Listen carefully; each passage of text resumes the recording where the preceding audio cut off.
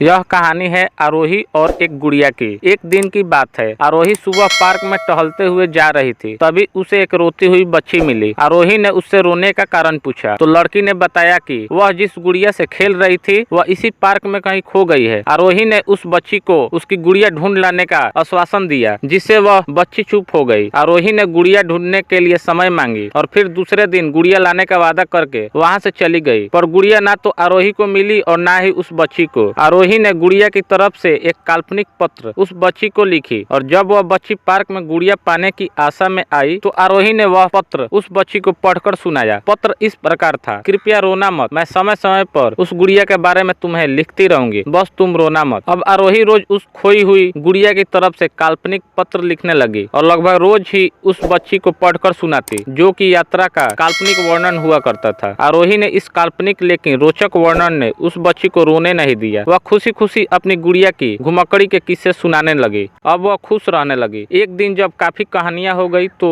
आरोही ने एक दूसरी गुड़िया उस बच्ची को लाकर दी। जाहिर है वह गुड़िया बदली हुई थी। उस बच्ची को अपनी खोई हुई पुरानी गुड़िया जैसी नई लगी तो वह आरोही की ओर देखने लगी। आरोही अनजान बनते हुए गुड़िया में चिपकी एक चिट को निकाल कर पढ़ने लगी। उसमें लिखा हुआ था, यह मैं ही हूँ, तुम्हारी वाली गुड़िया जो पार्क में खो गई थी। दुनिया भर की लंबी यात्रा की वजह से मैं थोड़ी बदल गई हूँ। बच्ची को इस गुड़िया और आरोही पर विश्वास हो गया। वह गुड़िया लेकर घर चली गई। बरसों बाद जब वह बच्ची बड़ी हो गई तो एक दिन वह अपनी अलमारी में कुछ ढूंढ रही थी तो उसका ध्यान उसी गुड़िया पे गया जो आरोही ने उसे दी थी। बचपन की बातें याद करके वह हंसने लगी। उसे सब समझ आ चुका था कि आरोही ने कैसे उसका मन रखा। उसे उस गुड़िया पर फिर प्यार आने लगा। वह उसे बड़े गौर से देखने लगी। तभी उसकी नजर गुड़िया की फ्रॉक की आस्तीन में छुपे एक छोटे से पत्र पे गई। उसने बड़ी व्याकुलता से वह पत्र निकाला और पढ़ने लगी। पत्र में संक्षेप में यह लिखा हुआ था, हर वह चीज जिससे तुम प्यार करती हो कभी न कभी तुमसे खो जाएगी और जो तुम्हारे पास होगी वह तुम्हारे लिए सच्चे रूप में बनी होंगी। रूप भले ही अलग होगा पर प्यार एकदम खालिश होगा। थैंक यू दोस्तों, स्टोरी अच्छा लगा हो तो लाइक कीजिए, चैनल को सब्सक्राइब कीजिए। मिलते हैं एक अगले वीडियो में, तब तक